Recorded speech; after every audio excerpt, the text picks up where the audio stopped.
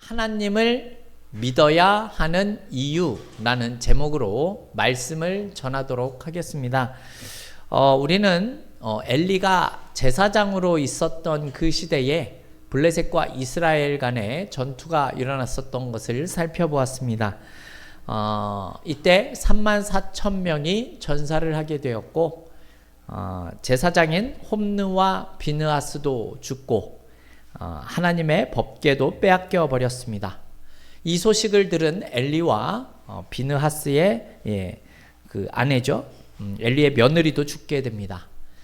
그리고 이때 여호와의 언약궤를 뺏은 블레셋은 그 법궤를 어떻게 처리를 했습니까? 자신들이 섬기는 다곤의 이 신전 그곳에 가서 가져다가 다곤의 신상 앞에 이 법궤를 두게 됩니다. 말씀을 드렸지만 이 시대 사람들은요, 이 부족 나라들 간의 전쟁을 자신들이 믿는 신들의 전쟁이라고 생각하던 시대였습니다. 그래서 이 전쟁에서 다곤의 신이 이겼기 때문에 여호와의 그 법궤는 전리품으로 다곤 신전 앞에 갖다 놓은 겁니다. 그러나 이 상황에서 살아계신 하나님은 가만히 계시지 않으셨죠. 하나님이 패배하신 것이 아니라 블레셋을 이용해서 이스라엘을 징계하셨다라는 사실을 이제 드러내게 됩니다. 어떤 일이 일어납니까? 이 거대한 다곤의 신상이 여호와의 궤 앞에 엎드려져 있는 것을 이 블레셋 사람들이 확인하게 됩니다. 그래서 다곤을 일으켜 세워놓고 다음날 봤더니 더 놀라운 일이 생겼습니다. 다곤의 신상이 다시 여호와의 궤 앞에 고꾸라져 있는데 머리와 두 손목이 끊어진 상태로 여호와의 궤 앞에 고꾸라져 있었습니다. 여기서 끝난 것이 아니죠. 이 여호와의 궤를 가져다 놓은 이 아스돗이라는 성읍에 재앙이 나타나게 되죠. 어떤 재앙입니까? 독종의 재앙입니다. 독종이라는 것은 악성 종기를 뜻하는 것이죠. 피해가 너무 커지자 이 여호와의 궤를 이제는 가드라는 곳으로 옮겨갔습니다. 그런데 이 가드라는 곳에서도 독한 종기가 퍼져 사람들이 죽어 나가기 시작을 합니다.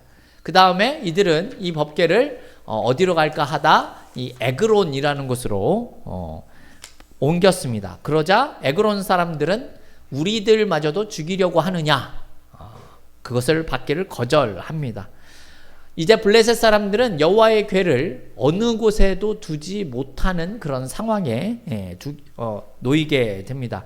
그래서 블레셋의 방백들이 모여서 회의를 하죠. 어떻게 했으면 좋겠냐? 그래서 이들은 이 여호와의 법궤를 다시 이스라엘로 돌려보내자, 이렇게 결론을 내립니다. 블레셋의 그 어떤 성읍에서도 이 법궤를 받지 않았으니 여러분 이 법궤가 그동안 어디에 있었습니까? 오늘 우리가 읽어보진 않았지만 6장 1절을 보게 되면 여호와의 궤가 블레셋 사람들의 지방에 있은 지 7달이다, 이런 표현이 나옵니다. 여기서 지방이라는 말은 이 성경을 보게 되면 이 지방이라는 말에 각주가 달려 있습니다. 그래서 그 각주의 내용을 보면 빈들이라고 이렇게 적혀 있는데요. 언약궤가 사실은 이들에게 있어서는 재앙을 가져다드는 물건으로 생각한 나머지 이들은 그 어느 사람들이 사는 곳에 둔 것이 아니라 빈들, 즉 그냥 들판에 7달 동안 방치해 두었다라는 얘기가 되는 겁니다. 그래서 블레셋 사람들이 이 자신들의 제사장과 복술자라고 나오는데, 복술자는 점치는 자, 이 점쟁이들입니다. 이 사람들을 불러서 이 언약궤를 어떻게 이스라엘 땅에 돌려보내면 좋겠는지 같이 의견을 나누게 됩니다. 그래서 이 복술자들이 제시한 방법이 3절에서 9절에 나오죠. 이들이 제안하는 것이 두 가지가 표현이 됩니다. 첫 번째는 무엇입니까? 이것을 돌려보내는데 그냥 돌려보내지 말고 속건제를 드려서 돌려보내야 한다라는 첫 번째 의견이 있었습니다. 사실 성경에서 이야기하는 속건제는 타인의 재물이나 권리가 침해를 했을 때 그것을 배상하기 위해서 드리는 희생 제사입니다. 하나님이 명하신 속건제는요, 반드시 살아있는 짐승의 피를 드림으로써 허물을 용서받는 것에 의미가 있습니다. 그런데 지금 블레셋 백성들은 어떻게 속건제를 드립니까? 4절 이하를 보게 되면 속건제에 바치고자 한 제물이 있었는데 그 제물이 금독종과 금쥐라고 이야기를 합니다. 금독종이 무엇입니까? 하나님의 궤가 블레셋 사람들에게 이 발생하게 한 독종이 있지 않습니까? 악성종기. 그것을 금으로 형상화한 것을 금독종이라고 한 겁니다. 그리고 그들의 들판을 망가뜨린 쥐들이 있었습니다. 그래서 쥐의 모양을 금으로 만들어 놓은 겁니다. 이들이 이렇게 하는 이유는 아마도 자신들에게 재앙을 줬었던 이 독종과 쥐의 형상을 만들어서 신에게 바치면 그 재앙이 사라지고 병도 나을 거다라는 믿음이 있었던 것 같습니다. 그래서 블레셋은 금독종 5개, 금쥐 5개를 만들게 됩니다. 17절과 18절에 보면 성읍들의 이름이 나옵니다. 그러면 왜 성읍들의 이름이 나올까요? 전에도 말씀드린 적이 있지만 여러분, 이 블레셋이라는 나라는 5개의 도시가 연합된 연합국가다 이렇게 생각을 하시면 됩니다. 그 도시가 바로 아스돗, 가사, 아스글론, 가드, 에그론입니다. 자신들의 성읍 5개를 위하여 하나씩 금쥐야 금독종 이것들을 만든 것입니다. 이러한 모습을 보게 되면 블레셋의 제사장들과 복술자들이 제안한 속건제는 사실 성경이 말하고 있는 속건제의 모습은 아니죠. 그냥 이들은 배상물을 의미하는 그러한 내용이었습니다. 그리고 두 번째는 어떻습니까? 속건 제물을 돌려보내는 방법을 이들이 제안을 하게 됩니다. 그러면서 어떻게 합니까? 새 수레를 이용한다라고 나오죠. 새 수레와 한 번도 멍에를 메어 보지 않은 젖이 나는 암소 2를 끌어다가 여호와의 궤와 속건 제물인 금 보물이 담긴 상자를 넣어서 같이 보내자라는 겁니다. 그리고 그런 방법을 하는 이유를 설명하는데요. 이들이 이런 방법을 하는 이유가 무엇입니까? 지금까지 일어났었던 일들이 하나님에 의해서 일어난 건지 아니면 우연으로 일어난 건지 시험해보자라는 겁니다. 여러분, 상식적으로 한번 생각을 해보십시오. 이들은 악한 종기에 그렇게 당해놓고서 다시 돌려보내는 선택을 할 수밖에 없음에도 불구하고 여전히 이것이 우연인지 하나님이 행한 것인지 시험해보자라는 매우 어리석은 이야기를 하고 있습니다. 그리고 또 생각을 해보십시오. 여러분, 멍에를 단 한 번도 메어보지 못한 소가 수레를 제대로 끌 수 있겠습니까? 절대 그럴 수 없습니다. 그리고 이 소들을 인도하는 사람도 없습니다. 그런데 어떻게 가죠? 여러분, 원래 이 소들은요, 송아지에서 조금 자라게 되면 우리가 많이 알고 있는 콧뚜레 있죠? 코를 뚫는, 그리고 거기다가 줄을 매서 끌고 다니지 않습니까? 이 송아지 때 콧뚜레를 하고 원래는 그냥 이리저리 송아지를 계속 끌고 다닌답니다. 왜냐하면 끌고 다니는 훈련을 시키는 거예요. 그리고 일부러 이 송아지 때 멍에를 매게 해서 끌고 다닙니다. 멍에에다가 통나무라도 달아놓고 이렇게 끌고 다닌다라고 합니다. 왜냐하면 처음에 멍에를 맨 소들은요, 얌전히 있는 것이 아니라 멍에를 벗기 위해서 이리저리 몸부림을 치기 때문에 그렇습니다. 그래서 어느 정도 멍에와 콧뚜레를 하고 짐을 메어놓고 끌고 다니면서 적응을 시키고 훈련을 시키는 겁니다. 이런 시간이 지나야 이 소들을 통해서 농사를 지을 수 있다라는 것이죠. 그런데 지금 이들이 가져온 소가 어떤 소라고 이야기합니까? 한 번도 멍에를 메어보지 못한 소다라고 합니다. 그런 소에게 지금 멍에를 매게 하겠다라는 겁니다. 그리고 이들이 맨 수레 위에 하나님의 법궤와 속건제를 제물을 담은 상자를 싣고 낯선 이스라엘 땅인 벳세메스라는 곳으로 보낸다라는 겁니다. 여러분 생각해 보십시오. 지금 이 소들을 인도하는 사람이 없는 거예요. 근데 소들이 알아서 여러분 벳세메스라는 곳까지 갈 수 있겠습니까? 그럴 수 없는 겁니다. 불가능한 일입니다. 그리고 또 수레를 새 수레로 사용했다라고 얘기를 해요. 여러분 수레가 새 것이면 좋을 것 같죠? 근데 그렇지가 않습니다. 새 수레는 길이 잘 들지 않아서 사용했던 수레보다 뻑뻑하고 잘 굴러가지 않습니다. 또 젖이 나는 암소에게서 새끼를 떼어놨다라고 이야기를 합니다. 여러분 상식적으로 생각을 해보면 갓 송아지를 낳은 암소가, 젖이 나는 암소가 새끼 송아지를 두고 길을 떠나는 것이 쉬운 일일 것 같습니까? 사실 이렇게 행하는 법은 없습니다.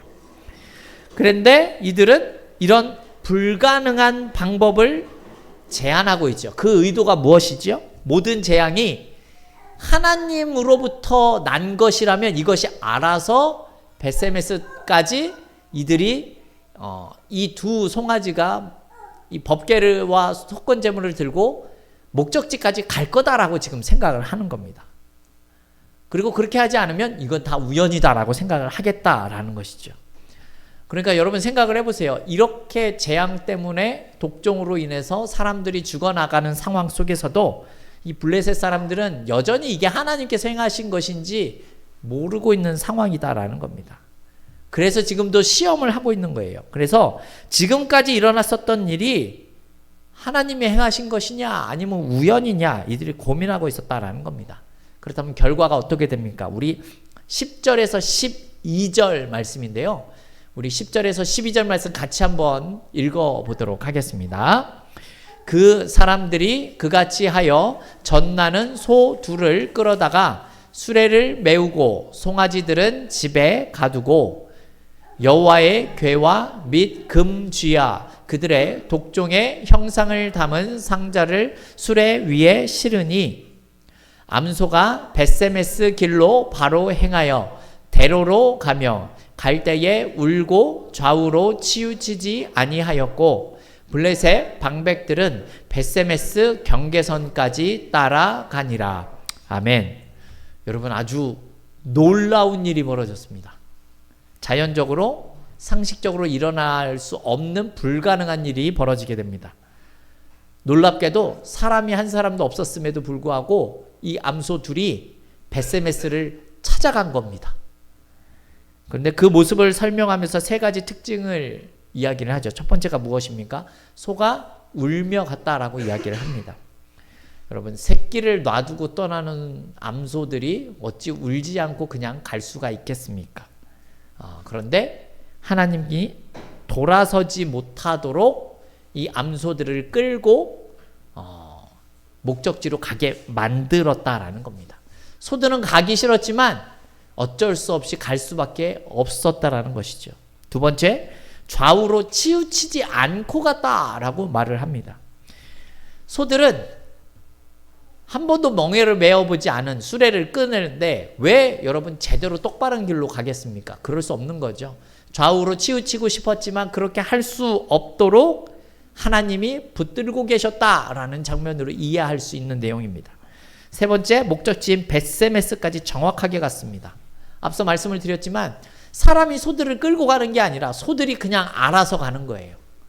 여러분 원격으로 조종해서 길을 안내한 것이 아니라 그냥 소들이 스스로 가도록 내버려 뒀는데 목적지에 도착했다라는 겁니다. 더샘교회 성도 여러분, 상식적으로 이 두 마리의 소가 어떻게 목적지를 찾아가겠습니까? 말이 안 되죠. 벳세메스로 간다는 것은 있을 수가 없는 일입니다. 그것도 이 암소 2마리가 같이 갑니다.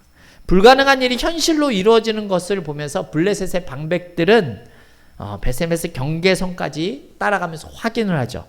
우리 오늘 본문 9절 말씀인데요. 같이 한번 읽어보겠습니다. 9절입니다.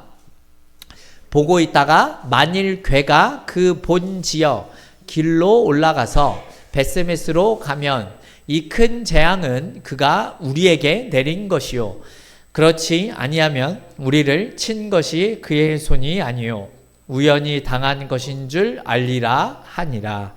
아멘. 자, 이 9절 말씀을 보십시오. 이들이 베세메스로 이 소들이 가게 되면 하나님이 행하신 것이고 그렇지 않으면 우연히 다 일어난 일이다라고 얘기를 했는데 결국 어떻게 되죠? 베세메스로 소들이 찾아가게 됩니다. 근데 여러분 종종 이 베세메스로 가는 이 소에 대해서 헌신 예배 같은 것을 하면서 설교를 하시는 경우들이 많이 있는데 그때 어떻게 이야기를 하냐면 이 암소들이 헌신을 했기 때문이다라고 이야기를 하시는 분들이 종종 계십니다. 그래서 이 베세메스로 가는 이 암소들을 교회를 위해서 헌신하고 봉사하는 모습으로 생각을 하고 설교를 하는 경우들이 있는데요. 사실 여러분 오늘 본문은 그러한 내용으로 이 베세메스의 암소들을 설명하고 있지 않습니다. 사실 이 암소들은 여러분 전혀 헌신하고 싶은 마음이 없는 소들입니다. 왜죠? 생각을 해보십시오. 송아지를 갓 낳은 젖이 나는 소가 왜 송아지를 놔두고 베세메스로 가게 됩니까? 멍에도 한번 메어보지 않은 소들이 어떻게 수레를 끌고 갑니까? 말도 안 되죠. 여러분 이 내용에서 주인공은 암소가 아니라 여러분 하나님이십니다. 갈 수 없는 그 소들을 하나님께서 이끌고 베세메스까지 가게 만드시는 겁니다. 여러분 불가능한 일을 가능하도록 만드시는 전지전능하신 하나님의 능력을 우리가 이 대목에서 살펴볼 수 있어야 한다라는 것이죠. 하나님은 블레셋 방백들에게 내가 이 일을 직접 행하고 있다라는 사실을 지금 증명하고 있다라는 겁니다. 자, 그럼 여호와의 언약궤가 들어오는 것을 본 베세메스 사람들은 어떻게 반응을 합니까? 우리 13절에서 15절 말씀인데요. 우리 13절에서 15절 말씀 같이 한번 읽어보도록 하겠습니다. 베세메스 사람들이 골짜기에서 밀을 베다가 눈을 들어 궤를 보고 그 본 것을 기뻐하더니 수레가 베세메스 사람 여호수아의 밭 큰 돌 있는 곳에 이르러 선지라. 무리가 수레에 나무를 패고 그 암소들을 번제물로 여호와께 드리고 레위인은 여호와의 궤와 그 궤와 함께 있는 금보물 담긴 상자를 내려다가 큰 돌 위에 두매 그날에 베세메스 사람들이 여호와께 번제와 다른 제사를 드리니라. 아멘. 여러분 놀랍게도 두 암소가 베세메스에 이르게 되자 멈추었다라고 합니다. 그리고 멀리에서 밀을 베던 사람들이 다가와서 보니 놀라운 것을 발견하게 되죠. 이 놀라운 것이 무엇입니까? 그 본 것을 기뻐하더니 라고 이야기를 합니다. 이들이 본 것이 무엇이길래 기뻐합니까? 바로 여호와의 언약궤가 돌아온 것을 보고 기뻐했다라는 겁니다. 그들이 보기에도 젖이 나는 두 암소가 새 수레에 안내자도 없이 베세메스까지 온 것은 기적이죠. 여러분 이것을 이들이 하나님께서 하셨다라고 지금 생각을 하고 있는 겁니다. 하나님이 하신 일을 본 이 베세메스 사람들은 하나님께 영광을 돌렸습니다. 이 영광을 돌리는 이 모습이 바로 하나님이 이렇게 놀라운 일을 행했다라는 것이죠. 그래서 수레를 분해해서요. 이 땔감 삼아 그것을 땔감 삼아서 운반한 암소들을 번제물로 이 사람들이 드리게 되죠. 더세움교회 성도 여러분, 오늘 내용을 보면 이렇구나.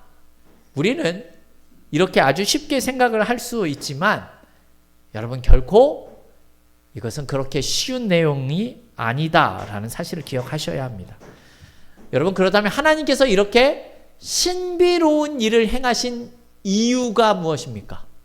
그 이유는요, 이스라엘이 블레셋에게 패배한 것이 하나님이 능력이 없거나 부족하기 때문에 그러한 일을 행하신 것이 아니다라는 사실을 보여주시는 겁니다.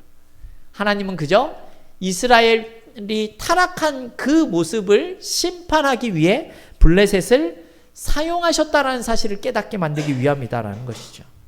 사실은 이 내용을 이스라엘 백성들뿐만이 아니라 블레셋 사람들에게도 알게 하시는 겁니다.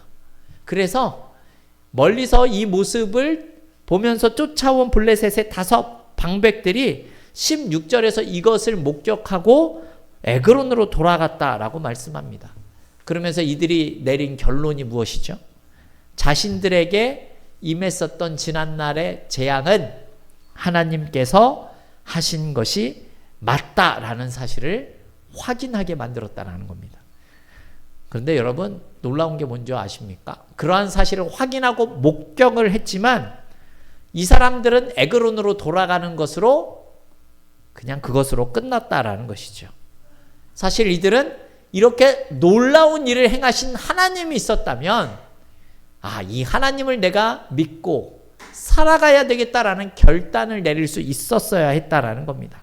이제 우리도 다곤이라는 우상을 버리고 하나님을 섬기면서 살아가야 되겠다라는 사실을 결단할 수 있어야 합니다. 왜 그렇죠? 여러분, 성경을 보시면 사실 이방인임에도 불구하고 하나님이 행하시는 일들을 보고 하나님의 그 위대하심과 권능을 찬양하고 있는 사례가 종종 나오기 때문에 그렇습니다. 여러분, 아람의 나아만 장군 이야기 아십니까? 나병이 걸렸었죠. 그런데 요단강물에 7번 씻고 난 다음에 나병이 낫게 됩니다. 그죠? 그리고 나서 그가 어떤 고백을 하는 줄 아십니까? 이스라엘 외에 온 천하에 신이 없는 줄 아나이다, 이렇게 고백하는 장면이 나옵니다. 여러분, 느부갓네살이라고 아십니까? 이름 들어보셨죠? 느부갓네살의 꿈을 아무도 해석하지 못할 때 다니엘이 그 꿈을 해석하자 느부갓네살이 어떻게 고백했는지 아십니까? 하나님께서 모든 신들의 신이시다, 이렇게 고백하는 장면이 나옵니다. 이런 내용을 우리가 알고 있을 때에 블레셋의 이 5 방백들도 솔직히 용기 있는 사람들이 아니었다라는 사실을 알게 되죠. 그들이 얼마나 강팍한 사람들인지 우리는 알게 됩니다. 그들은 처음부터 사실 하나님의 언약궤 앞에 다곤 신상이 엎드려지고 다곤 신상의 목과 손목이 끊어져 나갔을 때 하나님께로 돌아오는 것이 맞았습니다. 독종이 돌고 들판에 쥐들이 들끓을 때 이들은 하나님 앞에 회개하고 나오는 모습이 있었어야 됩니다. 하지만 그들의 강팍한 마음은 어떻습니까? 벳세메스로 가는 암소의 기적을 보고도 이들은 회개하지 않습니다. 이런 면에서 여러분, 우리가 하나님 앞에 회개하고 돌아오는 것이 얼마나 어려운 일인지 우리는 생각해 볼 수 있다는 것이죠. 여러분, 우리가 예수를 믿고 있지만 예수를 믿는다라는 것이 정말로 쉽지 않은 일이다라는 사실을 우리가 알 수 있는 대목이다라는 겁니다. 그래서 더세움교회 성도 여러분, 오늘 본문을 통해서 우리가 다시 한번 생각해 봐야 하는 내용이 무엇이겠습니까? 여러분, 우리의 삶 가운데 오늘 본문에 나오는 내용처럼 독종이 생기고 또 이런 병이 생기는 이런 일들조차도, 그리고 암소 2마리가 벳세메스로 가는 그런 일들조차도 여러분, 이것이 전부 다 하나님의 손에 달려있는 일이다라는 사실을 우리가 생각해 볼 필요가 있다는 겁니다. 우리가 아무리 대단한 계획과 아무리 좋은 방법을 사용하더라도 여러분, 하나님은 자신의 뜻대로 모든 일들을 이루실 수 있는 분이시다라는 사실을 말을 하고 있는 겁니다. 왜 그렇습니까? 왜 그렇습니까? 하나님만이 우리의 유일한 창조주가 되시기 때문입니다. 하나님만이 온 우주의 진정한 왕이 되시기 때문에 그렇다라는 겁니다. 그래서 우리가 해야 할 일은 이런 하나님을 온전히 높여드리며 살아갈 수 있어야 한다라는 것이죠. 그래서 우리의 삶 가운데서 우리를 구원하신 예수 그리스도만이 우리의 유일한 구세주다라는 사실을 늘 기억하며 살아갈 수 있는 저와 여러분이 다 되어질 수 있기를 주님의 이름으로 축원합니다.